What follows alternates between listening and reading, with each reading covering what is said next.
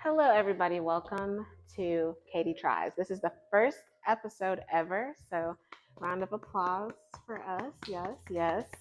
We are here making Korean fried chicken. I've never made Korean fried chicken before. I actually don't even think I've eaten it. I just think that it sounds like a great idea, and I look at it and it looks delicious. So that's what we're doing today. This actually also is the first video that we will be filming in the big yellow pot. It looks kind of small from this angle. This is what the blog is all named after. It has seen some usage. So this is what I'm going to fry my chicken in. I just wanted to say hey to you guys before I try to tackle figuring out how to make Korean fried chicken for the first time. I am using a recipe from Joshua Weissman. He is a YouTuber chef.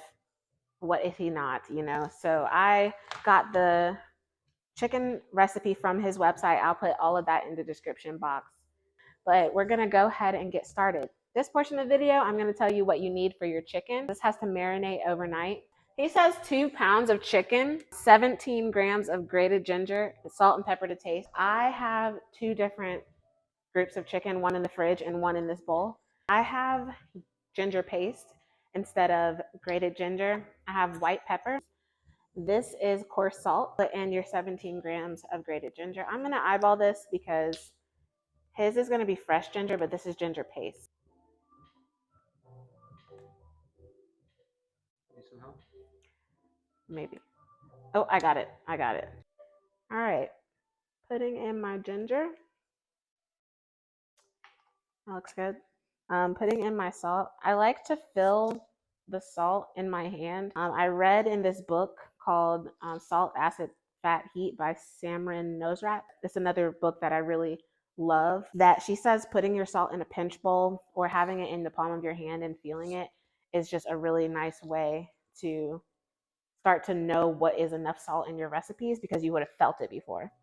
And what I say good cooking is anyway is feeling. It's not measuring things. I just never have made this, so I have to use a recipe. White pepper now. And yes, I know you can't see the chicken. It's not really important just yet. I'm going to marinate it and then bring it back out when we're ready to fry. This says 1 teaspoon, but I'm going to just do it for the right amount of chicken, how I feel it should be done.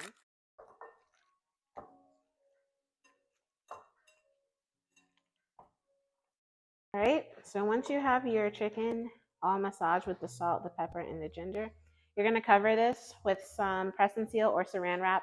And then after that, it says marinate overnight or marinate for at least an hour. You wanna take your heavy bottom pot and then take your canola oil. I like canola oil. He says vegetable oil, but like same difference.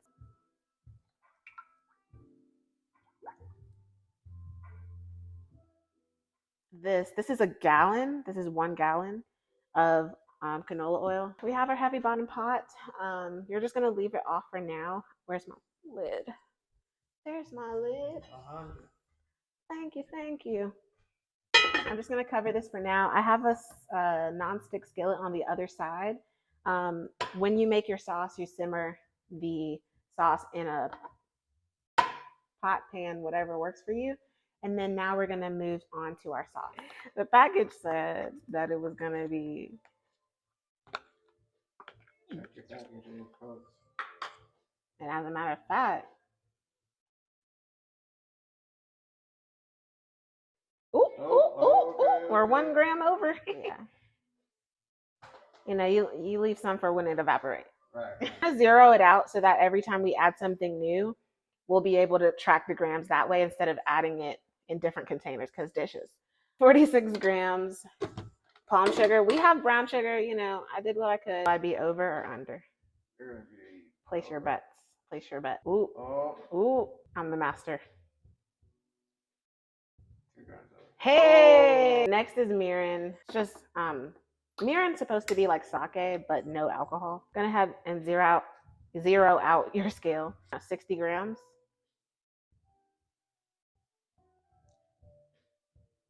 Come on.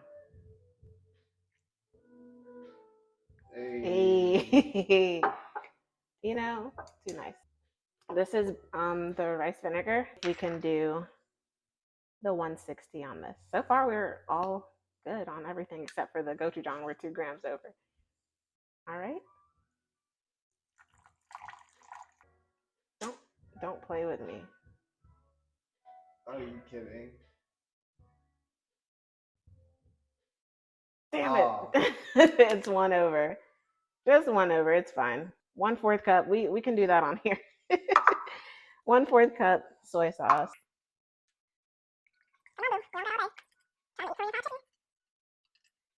I'll look at the grams later. For now, we're going to say 1/4 is equal to 66 grams. All we need left is ketchup. I got Hunt's because that's the best brand. Don't add me. So zero it back out. 104 grams of ketchup. 100 and oh, I went over. I was talking crap. All right, and now we're gonna just turn our scale off. You are gonna need 8 cloves of garlic. These are really big cloves, so I only have 6. You're gonna chop that garlic and then throw it in your sauce once it's done. But for now, we're gonna stir the sauce so that everything can get kind of like homogenized. Oh, it's starting to smell pretty good. Yeah.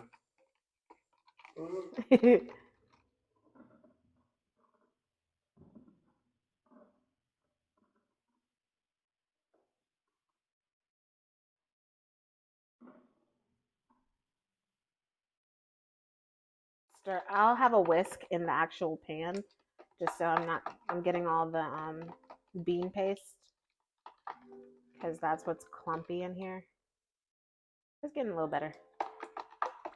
Okay, so now that you have your sauce together, what I'm gonna do is actually put mine to the side because we're waiting for our chicken to marinate. Okay. Lord. Obviously. We're gonna clean up some of this, chop that garlic, and chop some green onions for a garnish, and then we'll start heating up our oil once our chicken is about an hour marinated. That way we'll come back and fry everything and then show you guys what it tastes like.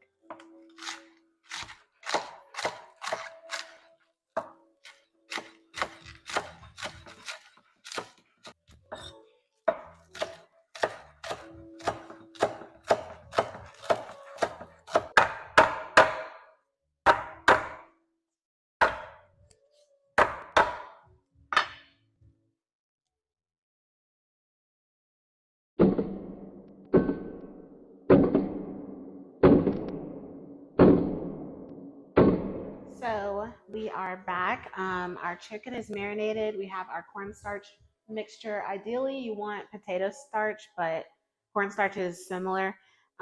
We have our Dutch oven full of canola oil. What I'm going to do is go ahead and turn it to 325. We're going to wait till our oil is hot before we put our breaded chicken in there, just because the longer the breading sits on the skin, the less crispier it'll be, because it's going to soak in all of that moisture and start to form gluten. So we don't want that. Oh, things that I did in the meantime, I got some paper towels, a cooling rack, and a sheet tray.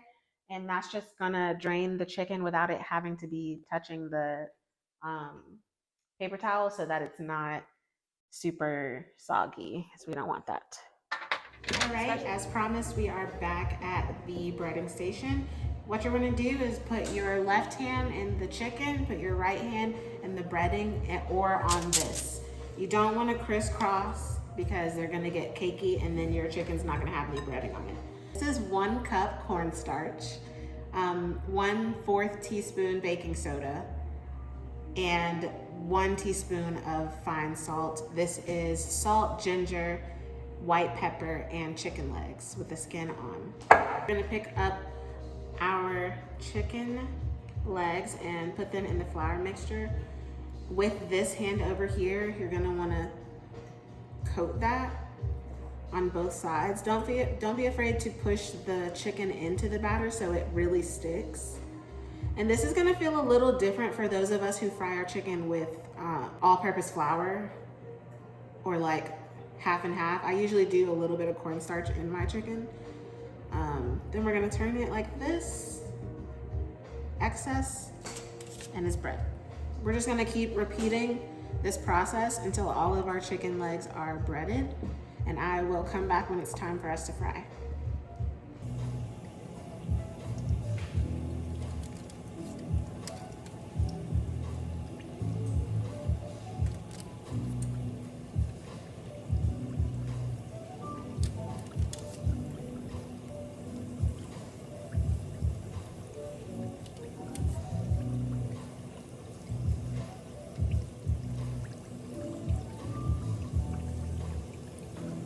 The great thing about a big pan, or pot as I should say, is that you can fit a lot more in the pot.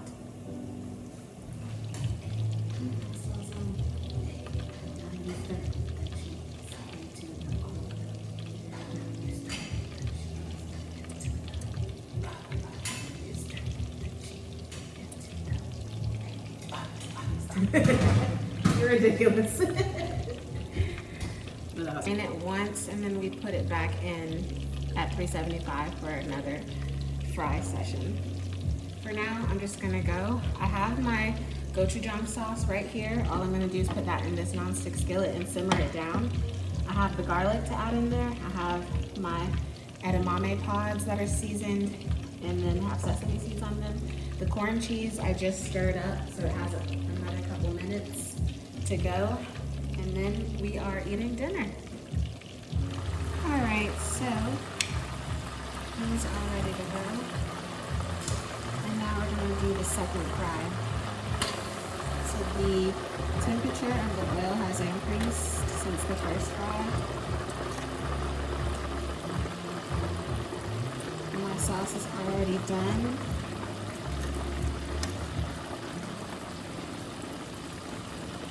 So we're just getting this super crispy and then we'll be ready. Here's the sauce. It's a lot more viscous, as I should say.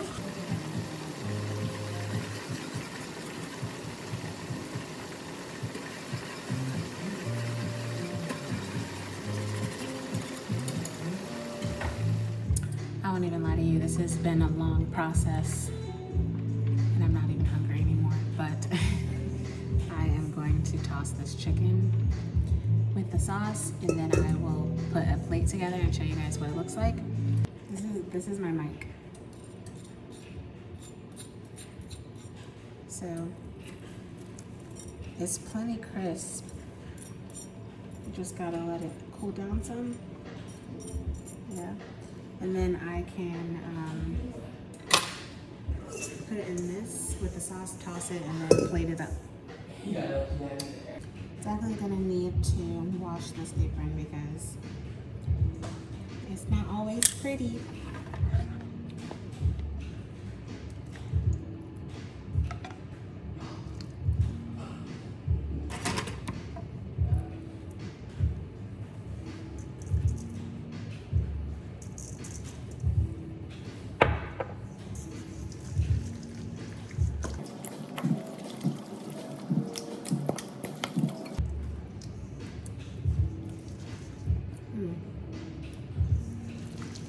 One thing's for certain, the sauce is fire.